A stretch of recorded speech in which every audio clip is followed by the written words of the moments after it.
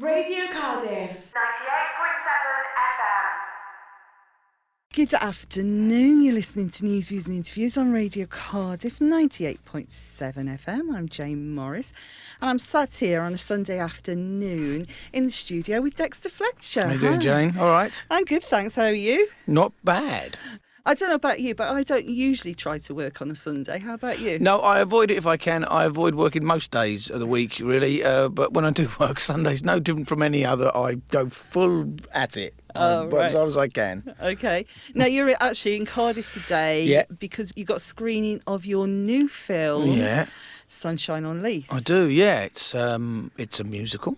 Mm-hmm. And all the songs are by the Proclaimers. It's all the back catalogue of the Proclaimers. So we've got a lovely little film that was a stage play originally. It developed up in Dundee, and it had it was a big success there in Scotland. And a film producer got hold of it, and we made a screen adaptation of it, and now we've just brought it to the screen. Yeah, so okay. And we get to have a sneak preview of it because it's not out till October. October the 4th. It's out. Everywhere else, but yeah, there's a few key cities that they've chosen in their wisdom to, just get it out there and just sort of make people aware of it, really, and just do a little screening. Some small cinemas, and I'm not sure where we're doing it here in Cardiff. That's the only thing. But yeah, I think there's a good little audience for it. It's nice to give people an advanced sneak preview. I think they enjoy that. Yeah, and well, our listeners have been trying to get tickets for free to go and see it anyway. So have they? Oh yes, so free's good anyway. Free's good, yeah. Free film. What can be wrong with that? Exactly. Oh, I'm glad to hear that. So this is your second film. Mm-hmm. Why this particular film? Because it seemed like on paper, when you read about it, a musical with the Proclaimers songs set about a couple of squaddies who come home from the war and sort of, find their way back into their life. It just didn't seem on paper like it could. It was just so mad. And I did this film before it was set in London, in an area that I knew in London quite well and with characters I kind of knew well. But that was a family film as well, really. But this is a family story as well. It's just set in a world that was new to me. So that was what was quite kind of interesting. And it was a musical. So I thought, well, if I'm going to I've got a chance to do another film, which is nice. It was the biggest challenge I could find, really, because I got offered stuff that was similar or didn't really kind of excite me, but this was really interesting because it's about family and the things that we go through with our families. I mean, there's a girl in it who has to make a decision about whether she wants to stay or go, to America, and of course that gives us a chance to sing about a letter to America. But they're interesting stages in people's lives, and in family dynamics and relationships, and and well, the actors in it as well: Jane Horrocks, Peter Mullen. Yeah, Pete Mullen. They're great. We're very lucky because Pete Mullen is a Glaswegian through and through, and he's done some fantastic films, Tyrannosaur and My Name is Joe, but this is a chance for him to do something quite different. He's the father at the centre of this family, the heart of this family, and he and Jane are married in it, and they go through their tough times, but they kind of try and work out their problems, and but they're brilliantly experienced, wonderful, generous actors, and it was really good because we got four younger cast members as well. Antonia Thomas from Misfits, and a lovely young actor called George Mackay, and Kevin Guthrie, a local lad, and Freya Maver. They're all there, but they're relatively unknown at the moment. I'm sure that's going to change. But it was really good because having those more established names meant that we could look further afield and go for young people who maybe was just starting out and are not so well established. I haven't seen the film yet, but I did see a clip that is very reminiscent of Grease. Oh, yeah? Good. That's good. Was that intentional? Do you like Grease? Well, yeah, of course. Yeah, who doesn't like Grease? I'm not sure which bit you're talking about. Where you've got the girls and the boys singing off each other and the girls go up the steps. That's right, yes, that's right. Yeah. No, but that's the ending of the film where things get a bit more heightened. I mean, the majority of the film and the songs I try to keep very real because I think it's quite, we've seen those musicals before where everyone bursts into song and dance, and for some people that's hard because it's so fantastical and it's not like real life. So I very much approach the songs like we just get to hear the characters' sort of inner voice, what they're thinking, their inner thoughts, rather than it being an all burst out, all singing, all dancing kind of a musical. So they kind of sing what's on their minds. And sometimes there's a little bit of dancing involved in that. and sometimes there really isn't. And but at the end there, it's the end of the film, and I want to create a film that makes you feel good at the end of the day, because that's important for me in a film. You know, I like that idea, you know, where you can go and see a film and, you know, it's kind of tender and honest, and, you know, you come out and go, oh, that was good, I feel good, I put a smile on your face. So at the end of it, I really just go crazy. I put a little bit of Busby Berkeley in there as well. It was a nice shot from over the top of the kids spinning round, but there's a little touch of Grease in there, a little bit of sort of West Side Story. There's a little nods to all the great classic musicals that are so brilliant for obvious reasons. You know, if we can emulate them or you know, pay homage to them in a little bit, then that's kind of a good thing. Hopefully we'll find our own place in that lineup. But I mean, you know, these are huge giants of the musical world, and our ambitions are quite humble, really, in that we just want to make people feel good and smile. But it's actually quite a difficult thing to achieve.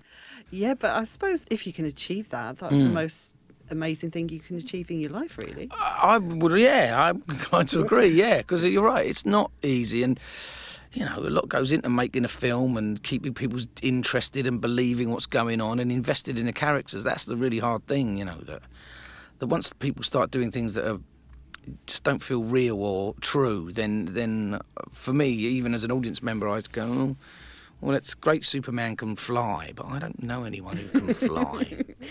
You know, I mean, you can believe it if it's, but mind it's you, a if different you kind never of thing. tried to fly as a kid, Oh yeah, I'm sure I've chipped a tooth doing such a jumping off silly high bit. things, exactly, and flapping your yeah, arms. exactly, yeah. Well, no, I'm over that now though.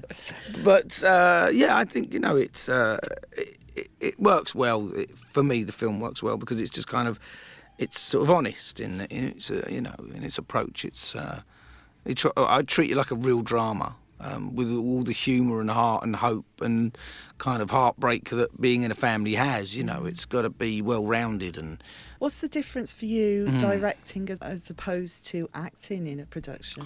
well, acting's a lot more straightforward, to be quite honest. You know, you get your script, you learn your lines, you turn up, put your clothes on, and sit around and wait for them to call you to come to the set, and then off you go, and then you go and sit down again for another couple of hours while they get ready for the next bit. That's certainly the case with films and television as an actor. And theatre, you get that rehearsal period. But as a director, of course, you come on a lot earlier stage, and you really have to come with a vision for everything and everyone, and understand what the story is that you want to tell and how you want to tell it. So it's a huge undertaking. The challenges are great and many, and that's what's interesting to me. You know, I've been acting for 40 years, and I've been on a lot of sets. I've been lucky, and I've been around some great directors, and I had an opportunity to direct myself, so I kind of jumped at it. And it's quite addictive directing. You know, once something starts to work, and particularly even if it doesn't work, then you want to try and figure out how to make it better. Mm-hmm. Yeah, they're poles apart, although they're in the same world. Yeah. You know, they are actually poles apart. So does directing bring out the control freak in you? I suppose it must do. I mean, I never really thought of myself that way. I thought I was fairly sort of easygoing and laid back about things. But there absolutely comes a point, certainly at least once a week and more likely once a day, where you have to say, this is what I want and this is how we're going to do it. And as an actor, generally, I'm not used to doing that. I'm kind of like, yeah, tell me what you want, and I'll, within my ability, do it the best I can. Whereas as a director, you're on the other side of the fence. You've got to be the one saying, we're going to do it this way. Mm-hmm. And sometimes, you know, people put a lot of hard work into stuff, and you have to say, no, we're going back to the beginning. It doesn't work.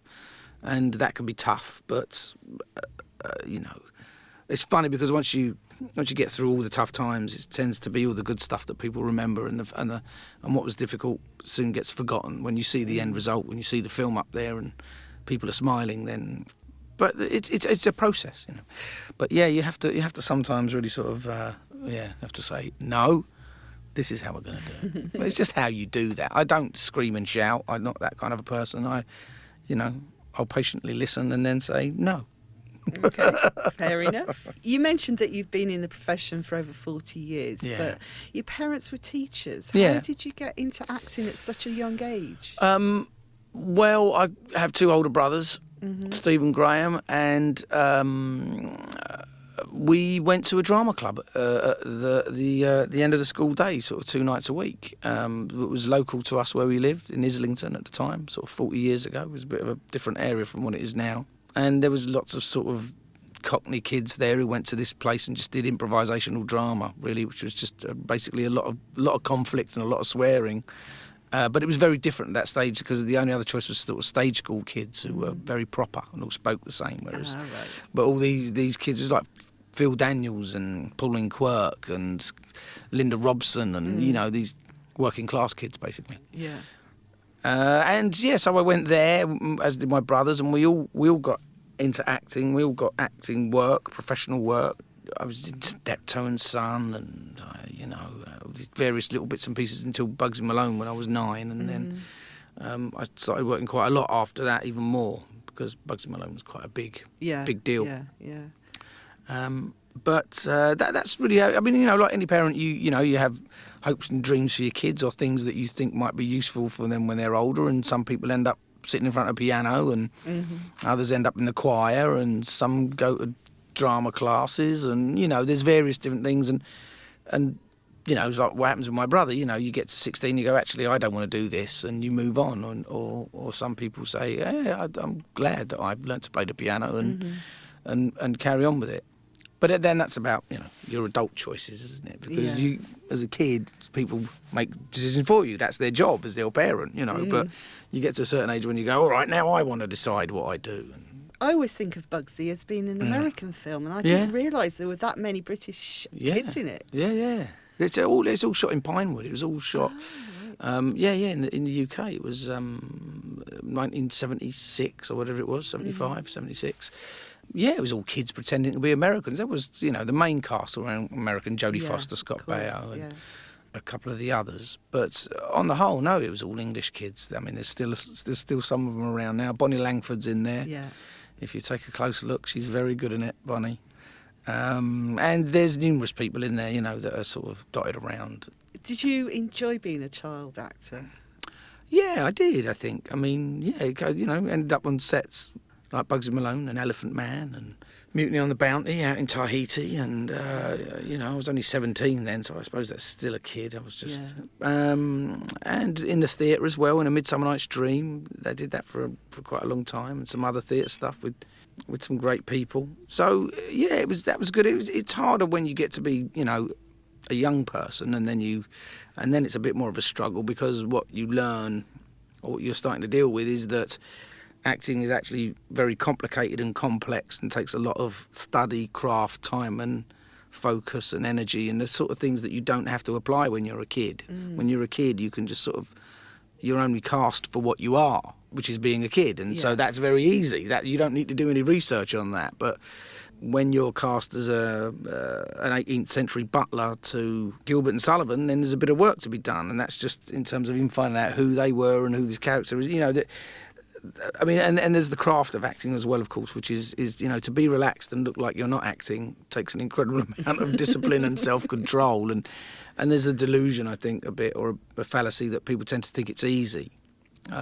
Because what are you doing? You're just pretending to be someone else. But actually, that's quite difficult, really. Well, you're pretending to be someone else, but everyone else has got to believe that you are that person. Yeah, exactly. And you've got to be still relaxed and, acting like the camera isn't there. And it takes time. And to do it well, I'm always full of admiration for it. I think it's, I don't know, maybe young people who want to go into it don't always necessarily see the hard work. It's like, well, I just stand in front of a camera. Anyone knows, even having your picture taken is quite a moment. It's like, okay, stand there, and in that moment, just standing there with your friend smiling while the person figures out how to press the button on the camera is a moment of, it can become really awkward. Yeah. And you're just waiting for a second. So imagine what it's like being filmed for 20 minutes. It's a real big thing to kind of navigate and get your head around. And some people say, oh, I love it, but that's not enough. There's so much more that goes into it. You must need quite a high level of self-confidence and self-belief to be able to do it every day. Yeah, I suppose so. I mean, that's the curious thing about actors and acting, is that there can be these extremes of of self-doubt and insecurity and, you know, am I as good as that person and am I good enough and I could have worked harder and, you know, and then when the camera's rolled, none of that is relevant or appears. And maybe that's part of that gene, that thing that goes towards making those people really good actors and confronting and challenging themselves by getting out there in front of the camera and doing it. Because, you know, when we watch them as the audience, we don't know any of those things. We don't care about any of those things. Am I watching someone I like? Am I invested in the character? Am I enjoying it? You know, are they a villain? Do I dislike them? Yeah, you know, all the things that you kind of carry around with you are just not relevant to the audience. You know, you can't sort of write at the bottom of the screen, I'm having a real crisis of confidence here.